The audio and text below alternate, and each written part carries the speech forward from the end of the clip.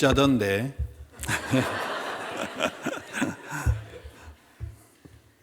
저만 좀 맛있었죠? 네, 맛있었습니다. 함께 하나님께 기도드리겠습니다. 지금도 살아계셔서 모든 것을 주관해 가시는 아버지 하나님 감사합니다. 역사의 마지막 때 세상 많은 사람 가운데 불러 구원하여 주시고 또 주님 앞을 청년의 때로 지나가게 하심을 감사를 드립니다. 우리 새벽 이슬 같은 주의 청년, 광주교회 청년회가 더욱 주님의 그 사랑과 은혜에 매여서 아직 이뤄진 이들, 주님의 그 사랑을 알지 못하는 이들에게 담대히 하나님의 복음을 증거할 수 있도록 도와주시옵소서. 또 주일 오후에 말씀으로 함께 교제케 해주심도 감사를 드립니다. 주께서 주신 말씀을 마음에 새기고 저의 남은 삶을 좌로나 우로나 치우치지 아니하고 살아갈 수 있도록 하나님 도와주시옵소서. 우리 형제 자매님들 소원하는 것들이 있습니다. 아직 구원함을 얻지 못한 가족들 속히 구원받고 주를 함께 찬양할 수 있도록 축복하여 주시옵소서. 직장에서 또 학교에서 세상을 향해서 주눅들지 않고 당당하게 주님의 복음을 전하는 전쟁의 때 준마와 같은 저희 광주교회 청년의 형제 자매님들 되실 수 있도록 하나님 늘 도와주시고 힘 주시옵소서. 오늘 증거하는 말씀 하나님께서 함께하여 주시고 시종을 주관하여 주시옵소서. 예수님 이름으로 기도드렸습니다. 아멘. 자, 오늘 말씀은 민수기서를 한번 보겠습니다. 민수기서 11장입니다.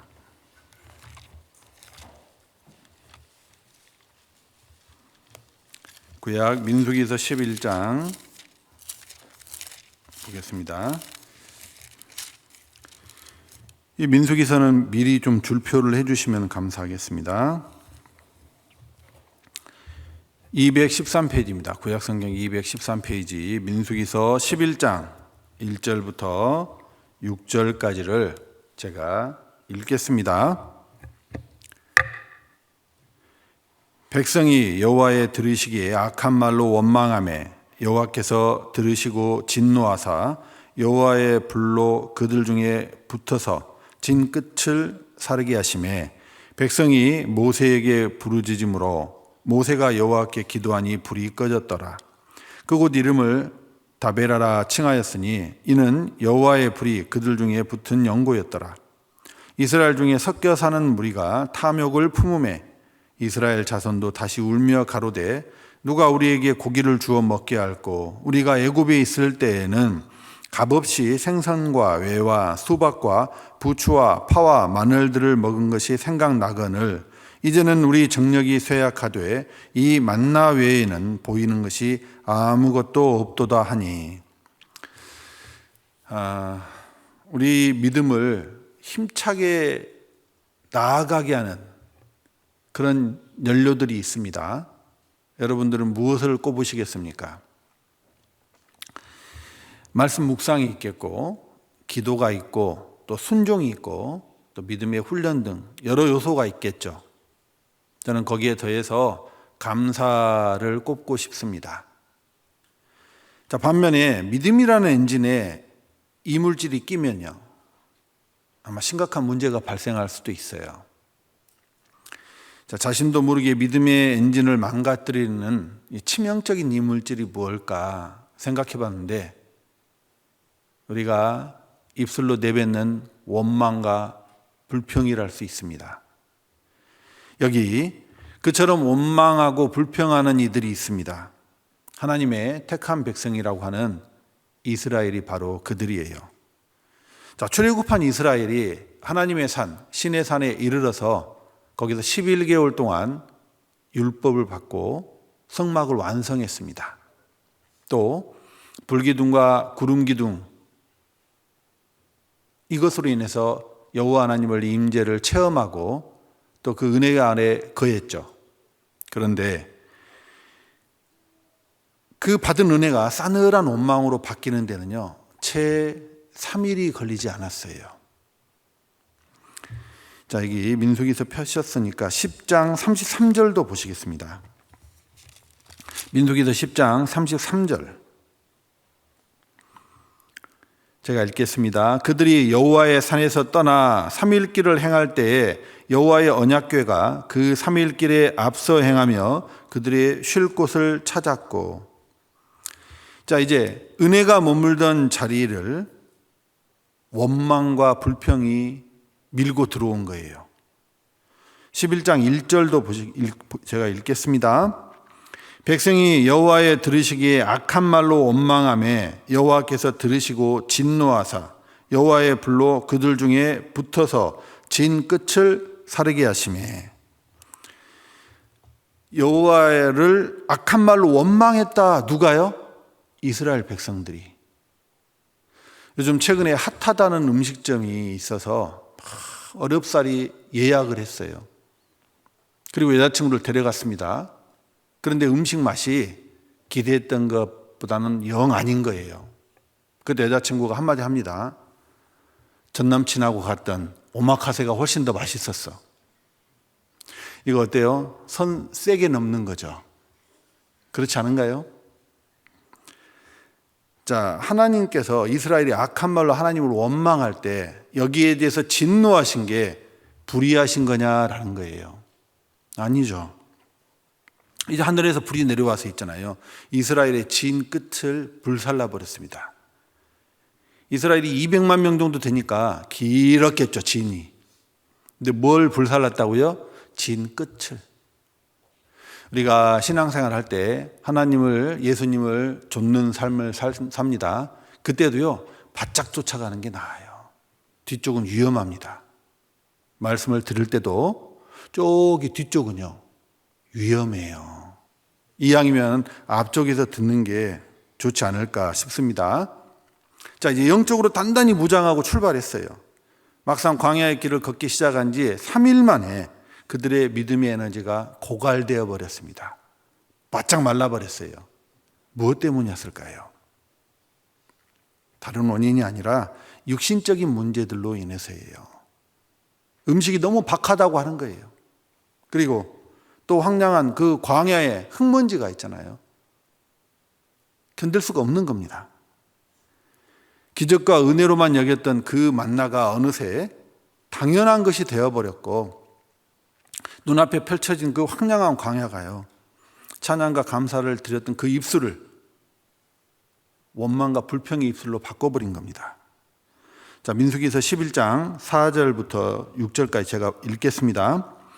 이스라엘 중에 섞여 사는 무리가 탐욕을 품음에 이스라엘 자손도 다시 울며 가로되 누가 우리에게 고기를 주어 먹게 할꼬. 우리가 애굽에 있을 때에는 값없이 생선과 외와 수박과 부추와 파와 마늘들을 먹은 것이 생각나거늘 이제는 우리 정력이 쇠약하되 이 만나 외에는 보이는 것이 아무것도 없도다 하니.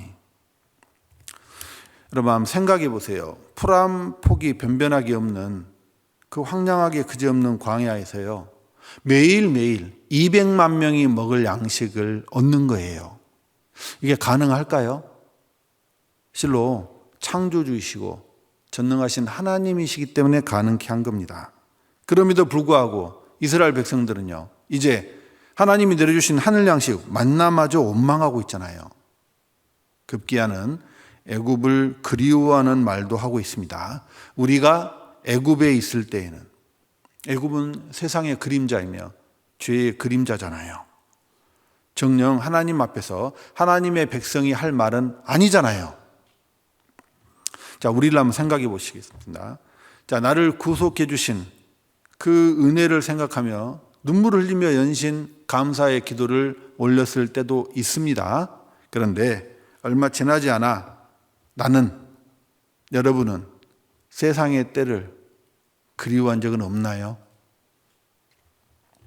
예전에 말이야, 내 삶이 지금보다 훨씬 더 익사이팅했어. 내가 훨씬 잘 나갔거든.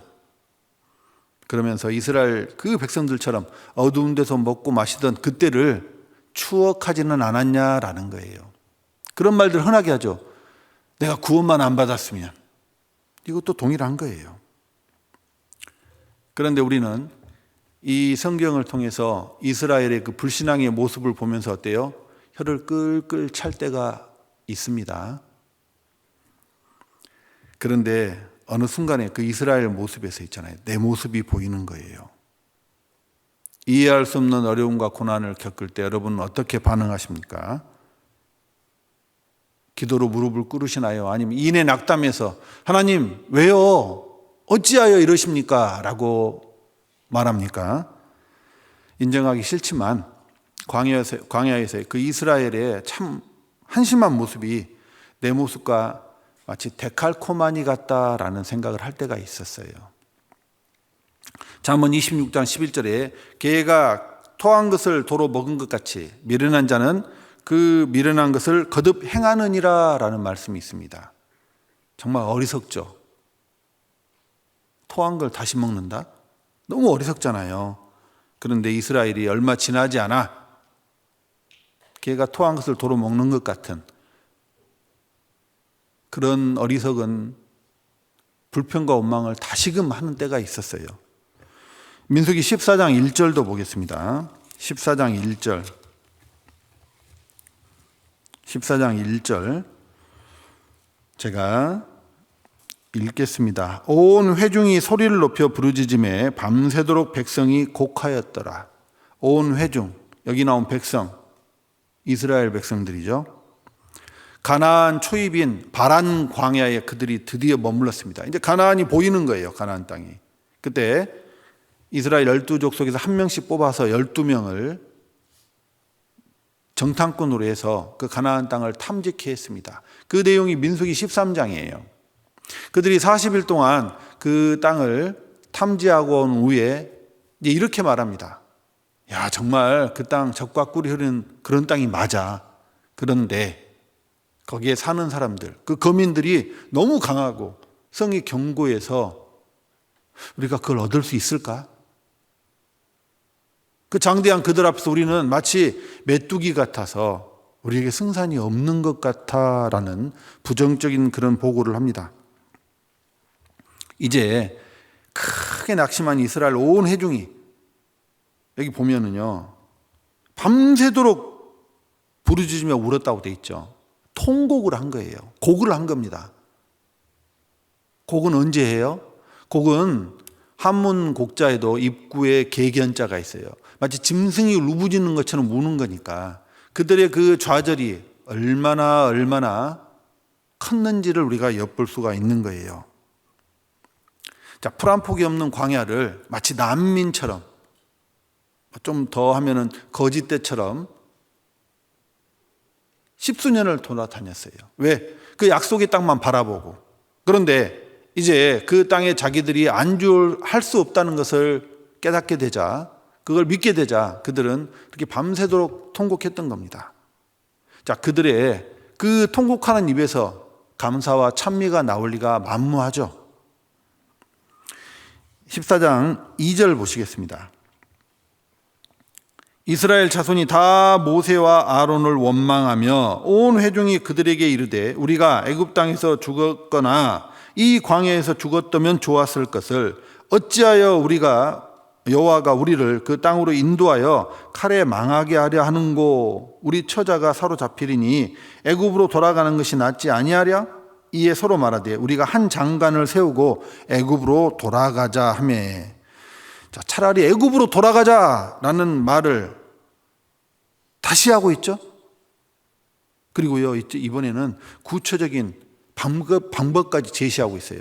야, 우리가 한 장관, 한 리더를 세워서 그를 중심으로 애굽으로 다시 돌아가자고 하는 거예요.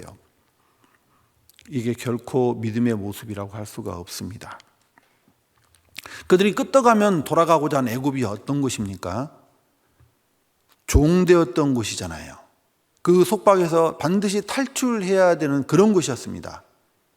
신명기서 4장에서는 그곳을요, 새 풀무 같다라고도 말해요. 여러분 풀무를 요즘 못 봐서 그러는데 혹시 다큐멘터리나 같은 데 보면 대장간 보셨어요? 거기 보면 불에다가 이제 쇠를 집어넣고 녹이잖아요. 왜? 불순물도 제거하고 쇠를 때려서 이제 모양대로 만들어내려고. 그 뜨거운 불에 들어가는 게 고난과 극심한 시련을 말하는 겁니다.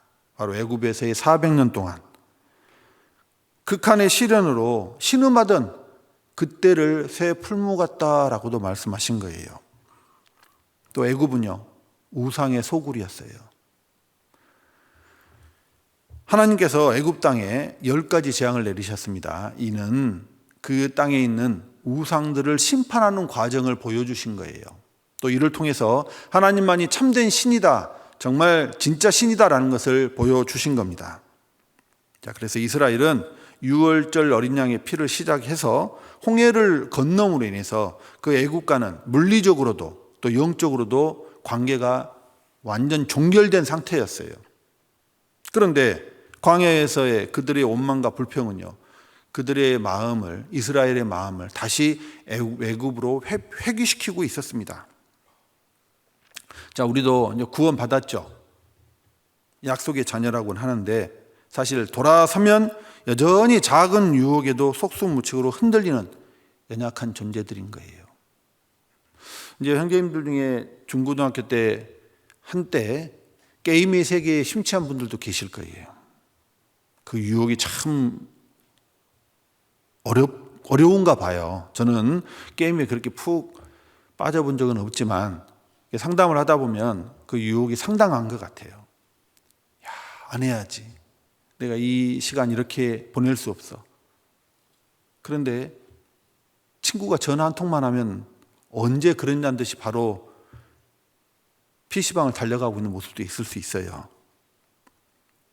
그러니 자칫 원망에 사로잡히면요, 어느새 하나님은 뒷전으로 밀려나고 끊어냈던 세상의 즐거움을 그리워하고 그쪽으로 향하는 그런 비참한 자리에 설 수도 있는 게 우리들입니다. 한번 여쭙고 싶어요. 자, 여러분들은 지금 나를 원망과 그 불평의 구덩이 속으로 당기는 것이 있습니까? 그건 무엇입니까? 요즘 우리 청년들도 SNS에 많이 노출돼 있죠.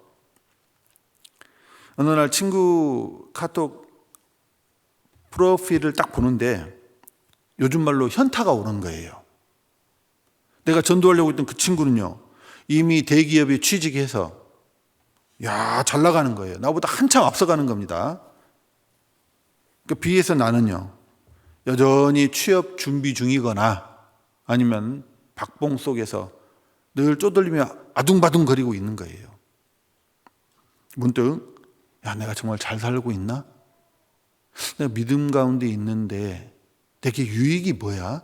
라는 그런 회의감이 밀려올 수도 있습니다. 믿음 안에서 절제하고 나름 경건한 삶을 산다고 하는데 왜 내 삶은 내 믿지 않는 친구들에 비해서 이렇게 팍팍한가 말이야. 이때 우리도 그 시편 기자처럼 악인의 형통함을 원망하는 그런 마음이 올라올 수 있어요. 자, 악인이라 함은 꼭 범죄한 죄인만을 가리키는 게 아닙니다. 아직 하나님을 알지 못해서 이 믿음의 풀 안에 들어오지 않는 이들을 악인이라고도 하는 거예요. 언제부턴가 그 악인들의 삶이 있잖아요. 그 형통한 삶이 부러운 겁니다. 하지만 그렇다고 또 우리가 그쪽으로 확 갈 수도 없잖아요. 그러니까 나오는 게 원망과 불평인 거예요. 내가 구원만 안 받았더라면. 악인과 비교하며 이렇게 혼란스러운 우리들을 향해서 하나님이 이렇게 말씀하십니다. 민수기서 11장은 줄표해 놓으시고요. 시편 37편 1절로 가겠습니다. 시편 37편 1절.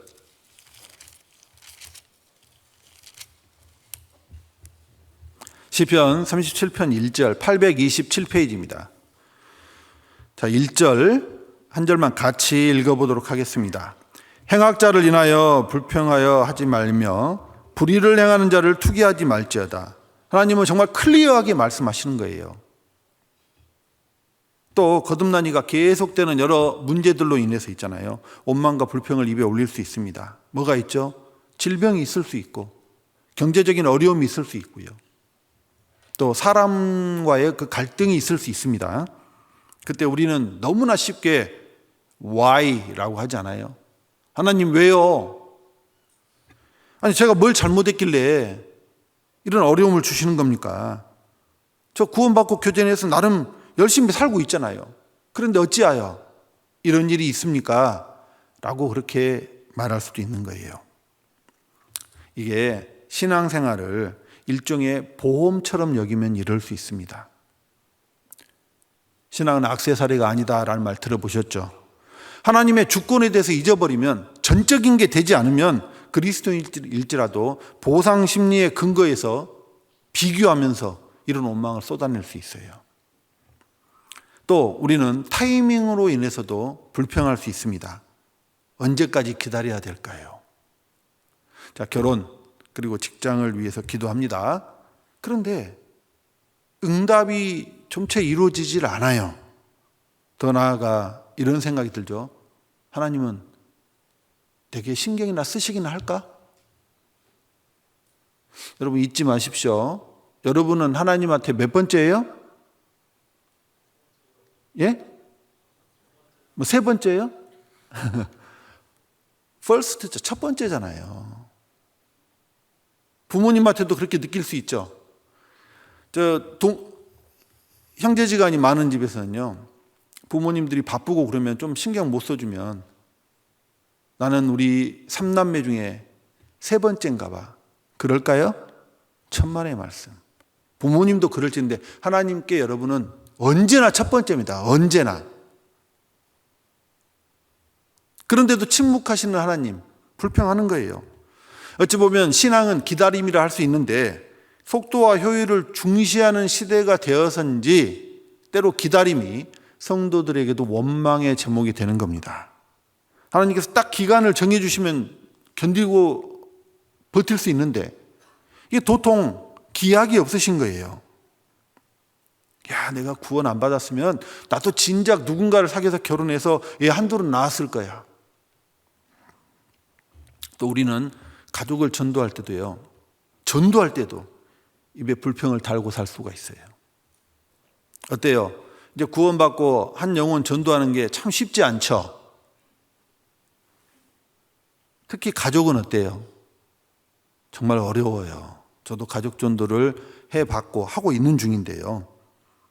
정말 내 감정이 롤러코스터를 타는 것 같다라는 생각도 많이 합니다.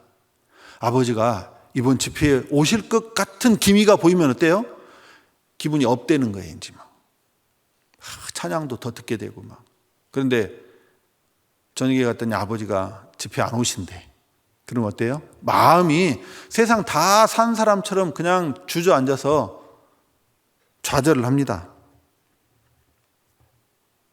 다른 형제 자매님들 보면 가족들 참 쉽게 구원받는 것 같은데 어찌 우리 가족은 이렇게 강팍한지 모르겠다고. 그때 불평과 원망이 스멀스멀 내 위로 올라오는 거예요. 하지만 주님의 약속은 분명하죠.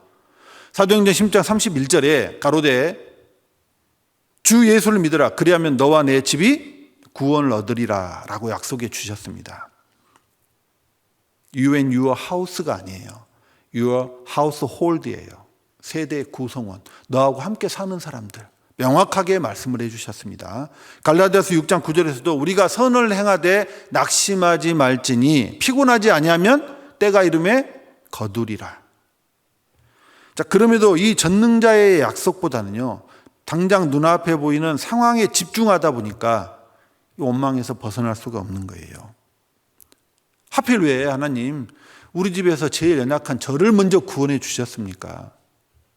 우리 집에서 파워가 제일 센 우리 엄마나 우리 언니 혹은 누나를 먼저 구원해 주셔서 우리 가족 싹 끌어가지고 한꺼번에 구원해 주시지. 요즘 세상 보니까 주님 오실 때 가까워진 것 같은데 아니 어떻게 하나님 저 구원받은 지 꽤 되는데 우리 가족은 단 한 명도 구원받은 사람이 없나요? 이쯤 되면은요 자기 신세 타령으로도 꺼이꺼이 울 수가 있어요. 마치 민수기 14장 1절에 그 밤새도록 통곡한 이스라엘 백성들처럼 말이죠. 그리고 이 원망과 불평의 말이 내가 교제 내에서 나름 신앙의 걸을 걷고 있는 그때에도 튀어나올 수 있습니다. 교제 봉사 열심히인데도요, 원망과 불평이 내 입에 있다니까요. 독박봉사라고 그러더라고. 독박봉사. 봉사를 좀 같이 하면 좋겠는데, 아니 그 자매는 꼭 주일날 오후에 안 보여. 불평하는 거예요. 왜 나만 희생해야 되냐고. 이런 생각 좀 딱 머물면 누가 생각나지 않아요? 생각나는 사람 한번 찾아보겠습니다. 누가복음 15장입니다. 누가복음 15장 29절.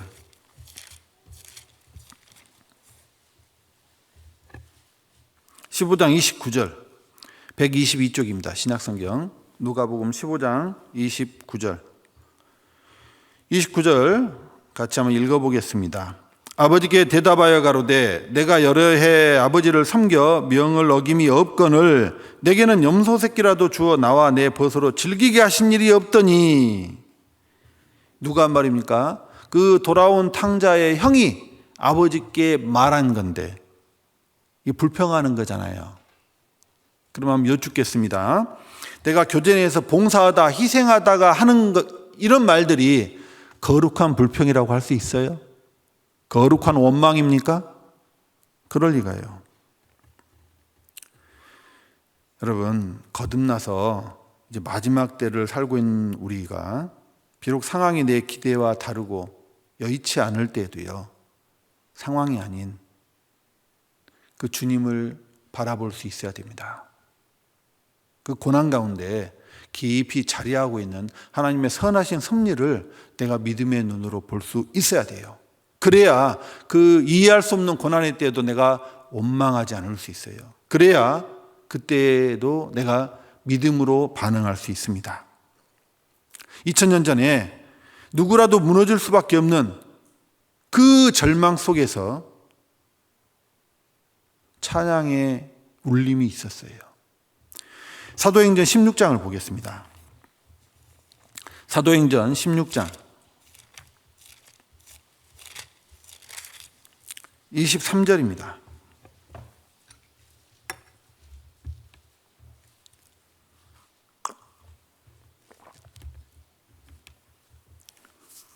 확실히 짰어요. 사도행전 16장 23절, 23절부터 25절까지 제가 읽겠습니다. 만이 친 후에 옥에 가두고 간수에게 분부하여 든든히 지키라 하니 그가 이러한 영을 받아 저희를 깊은 옥에 가두고 그 발을 착고에 든든히 채웠더니 밤중쯤 되어 바울과 실라가 기도하고 하나님을 찬미하며 죄수들이 듣더라. 자, 그때 바울과 실라는 빌립보의 깊은 감옥에 갇혀 있었습니다. 근데 이게 단순히 갇혀 있는 게 아니라 사실 묵상을 해보면 내팽개쳐졌던 거예요. 우린 그들에게 배워야 됩니다. 자, 여기 보면 23절에 만이 친 후에라고 되어 있죠. 로마 관리들이요, 바울과 실라의 옷을 벗기고 수없이 매질을 해댔어요. 당시 로마의 태장은 가느다란 좀 휘어지는, 때리기 좋겠죠. 그런 매로 막 인정사정 보지 않고 뭐 얼굴이고 손을 막으면 손을 때리고 그렇게 때리는 형벌이었습니다. 유대인들은 40에 하나 감한 매를 때렸죠. 로마의 법은 그 태장에 제약이 없었어요. 제한이 없었습니다. 그러니 살점은 튀고 갈라져서 피가 흐르고 엉겨 붙었을 거예요. 치료, 소독, 꿈도 못 꾸죠. 그러면서 그 비위생적인 감옥에 그냥 던져진 거예요. 게다가 몸이 자유로웠던 게 아니죠. 그 발이 착고에 든든히 채웠더니라고 말하고 있습니다. 착고는 쇠로 만든 족쇄예요. 철컥철컥 채우는 거. 이게 그냥 채운 게 아니라 나무에 구멍을 뚫어가지고 양 다리를 최대한 벌려가지고 벌린 상태에서 착고를 채워놓은 거예요. 태권도 해보신 분들 다리 찢기 해보셨을 거예요. 최대한 다리를 찢은 다음에 착고로 딱 못 움직이게 고정을 해놓은 거예요. 그러니 근육 경련이 일어나겠죠. 골반, 척추 엄청 아프겠죠. 이내 저리고 붓고 그 상태에서 잠을 잘 수 있을까요? 지금 빌립보 감옥으로 추정되는 곳이 발굴이 되었는데요. 정말 바닥은 축축하고 땅과 배설물이 그런 이 냄새들이 나갈 수 없는 구조였대요. 어둠 속에서 또 쥐와 벌레는요, 피냄새를 맡고 내 상처들을 파고드는 정말 최악의 상황이었던 겁니다. 심리적으로도 문제가 심각했어요. 왜냐하면 제대로 된 재판 절차도 없이 자신은 로마 시민권자인데 심한 매질을 당하고 이런 처우를 당한다는 게 인간적으로 생각하면 몹시 억울하고 분노했을 수도 있습니다. 저라면 글쎄요, 정말 1초도 못 버틸 것 같아요. 그런 극단적인 상황 속에서 바울과 실라가 불평하고 원망했다고 해도 전혀 이상한 게 아니죠. 그런데 그들은 놀랍게도요, 그런 상황에서 찬양을 불렀던 거예요.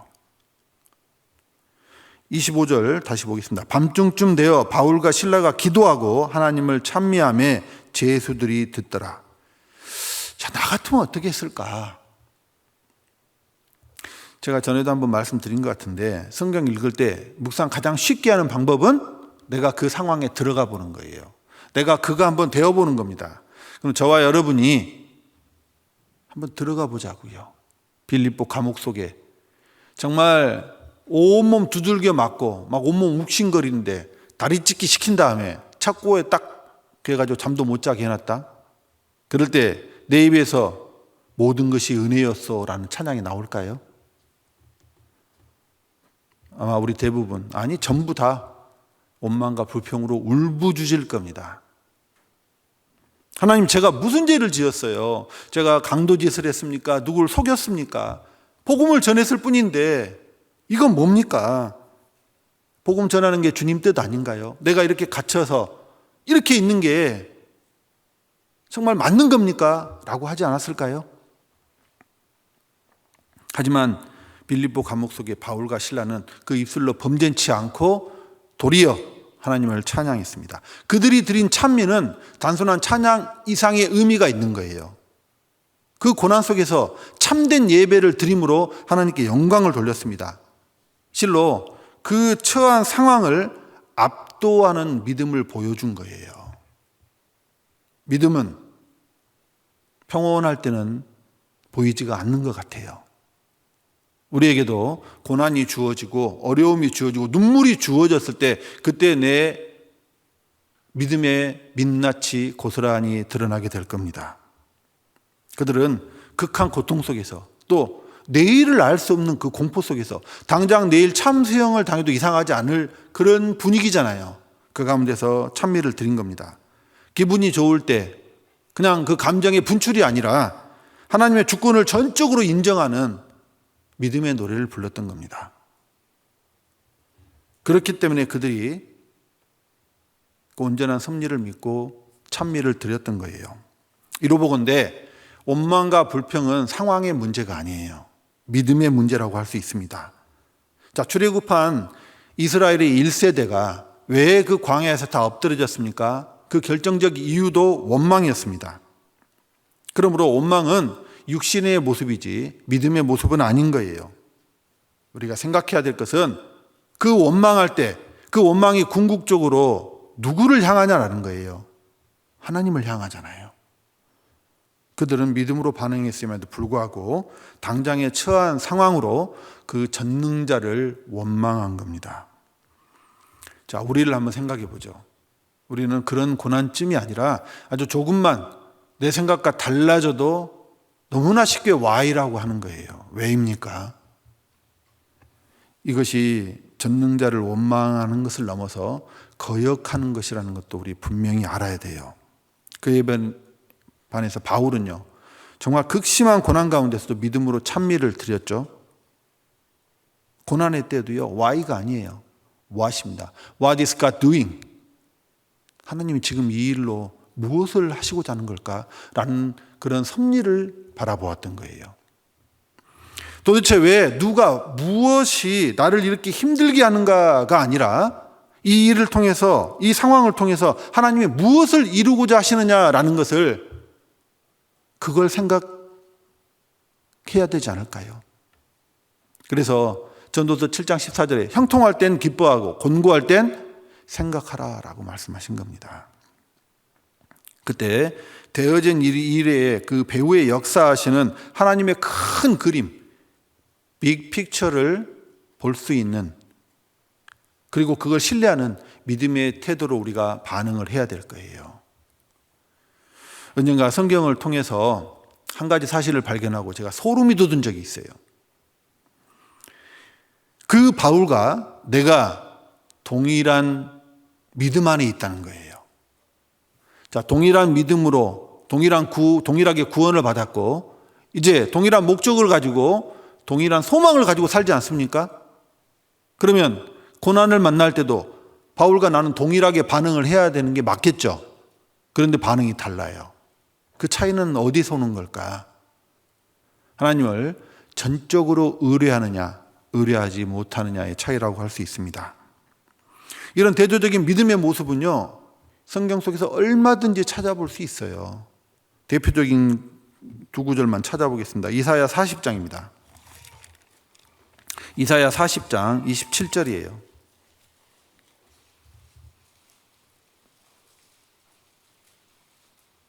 1014페이지입니다. 이사야 40장 27절.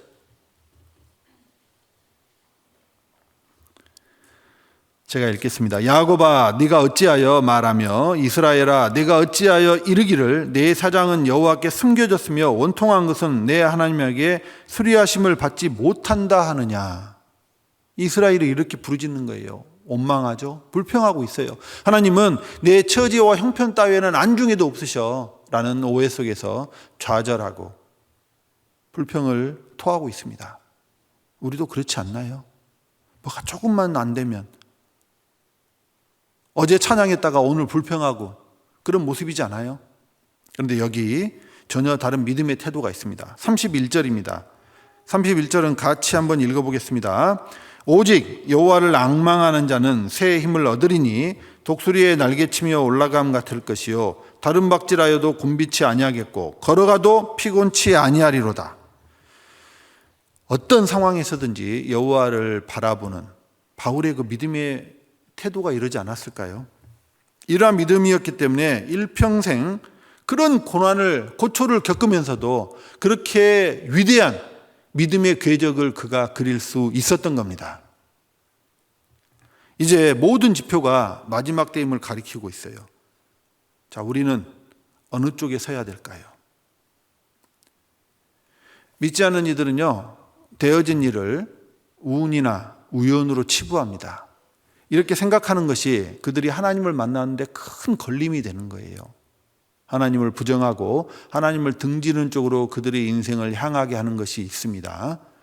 이에 반해서 믿음의 풀 안에 있는 우리는요, 모든 되어진 일이 그 하나님의 선하신 섭리 가운데 되어 있다는 것을 믿지 않습니까?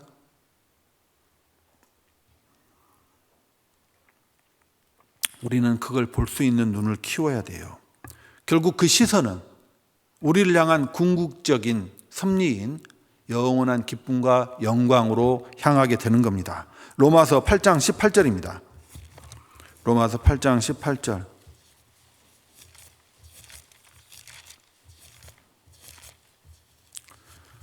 로마서 8장 18절.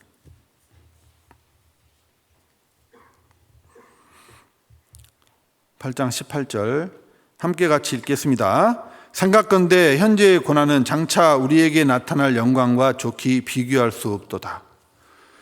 어느 날 청년이 와서 제게 이렇게 말합니다. 요즘 사는 게 너무 힘들어 죽겠어요. 그러는 거예요. 제가 성경을 듣고 뭐라고 한 줄 아세요? 죽겠냐? 나도 죽겠다. 사는 거 만만치 않잖아요. 힘들죠? 그런데 우리가 이 삶이 우리의 진짜 삶이 아니잖아요. 이건 홀로그램이잖아요. 우리의 정말 궁극적인 삶은요, 영원한 영광과 기쁨의 아버지의 나라 아닙니까? 그걸 바라봐야 돼요. 그곳에 대한 소망이 이 고난의 때에 나를 불평과 원망의 수렁에서 이끌어낼 수 있는 겁니다. 베드로전서 5장 10절도 보겠습니다. 베드로전서 5장 10절. 베드로전서 5장 10절. 382쪽입니다.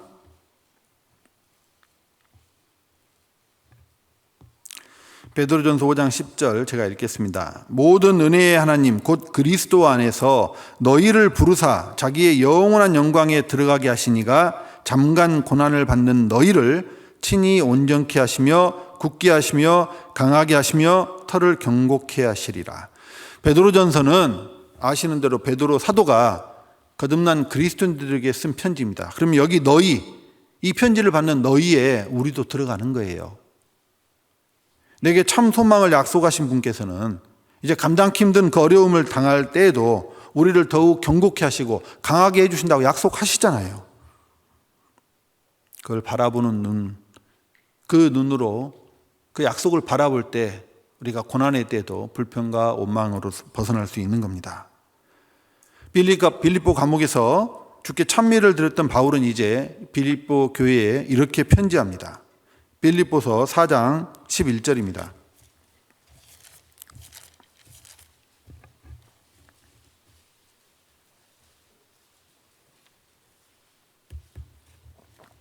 빌립보서 4장 11절부터 13절까지를 제가 읽겠습니다.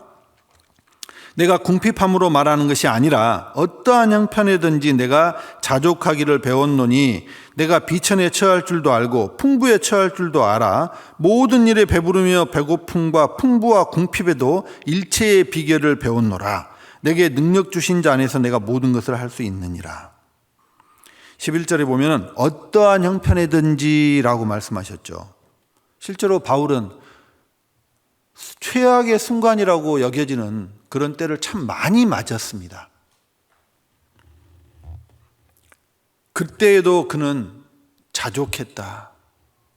불평과 불만을 하는 게 아니라 족함으로 감사를 드린 거예요. 어떻게 그럴 수 있을까? 그 모든 것이 하나님의 주권에 의해서 되어진 것이다. 그리고 그 이면에 배후에는요, 나를 사랑하시는 하나님께서 결국 이것도 나를 위해서 그 선하신 섭리로 하셨다라는 굳은 믿음이 있었기 때문에 그래요. 불평은 전염되고 감사는 기적을 낳는다라는 말이 있습니다. 가나안을 탐지한 이들의 그 원망과 불평이 전염됐잖아요. 이스라엘 온 회중에게. 그래서 마치 초상이라도 난 것처럼 그들은 밤새 통곡했습니다. 하지만 바울의 찬미는요, 그 옥터를 흔들고 곁에 있던 죄수들과 간수들에게 복음을 여는 열쇠가 된 거예요. 두 케이스 그 상황은 비슷해요. 아니 좀 다르지만 처한 상황을 보면 정말 삶의 소망이 다 끊겨진 듯한 그런 모습입니다. 그런데 반응이 달랐어요. 그러므로 그 결과 역시 너무나도 달랐죠. 다시 사도행전 16장 보시겠습니다. 16장, 사도행전 16장 26절.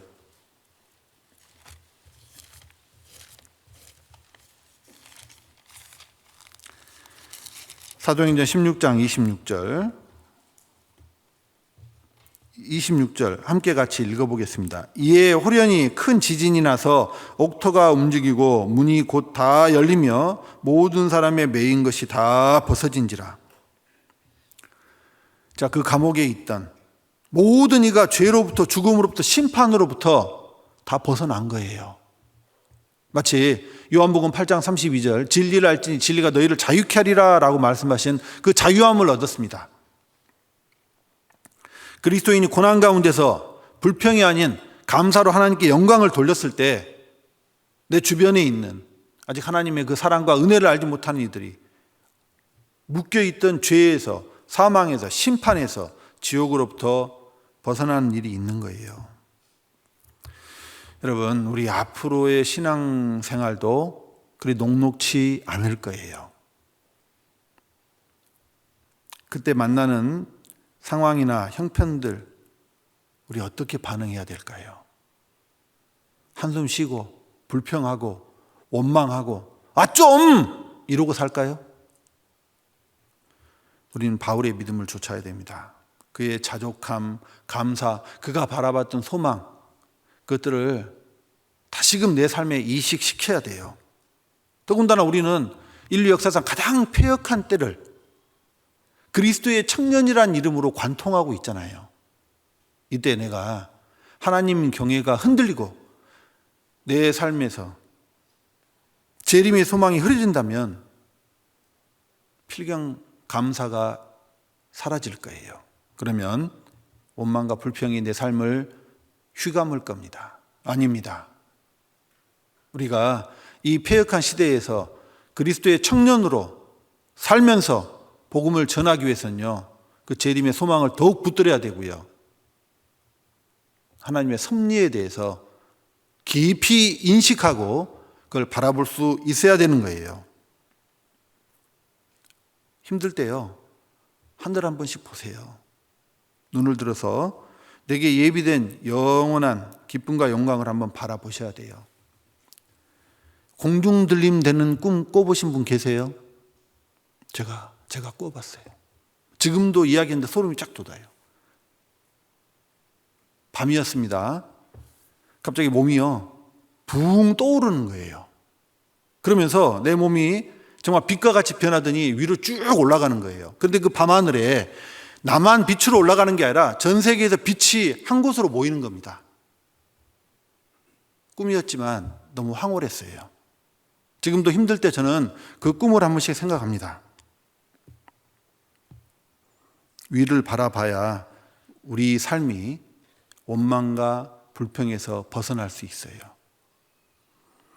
지금의 때를 견디고 하나님 은혜의 복음을 담대히 증거할 수 있습니다. 사단은 여전히 우리로 큰 산을 보지 못하게 무던히 애쓰고 있어요. 우리 앞에 모래 알갱이 얼마 뿌려야 되는지 몰라요. 거기에 주의와 시선 뺏기라고. 그러나 이런 것들에게 우리가 시선을 빼앗기고 마음을 빼앗겨서 불평하고 저런 것들에 얽매이고 그럴 시간적인 여유가 없습니다. 때가 너무 단축해요. 오직 주님의 섭리를, 그 손길을요, 우리가 깊이 깨달아야 돼요. 그리고 재림의 소망을 이 믿음의 눈으로 뚜렷하게 볼 수 있어야 됩니다. 기억하십시오. 원망을 하면 why라는 말을 하게 되죠. 거기에서 what, 주님의 섭리가 담긴 그쪽으로 시선이 옮겨져야 돼요. 그러면 내 앞에 펼쳐진 광야는 길이 될 것이고 나를 닫고 있는 감옥은 내게 문이 될 겁니다. 함께 기도드리겠습니다.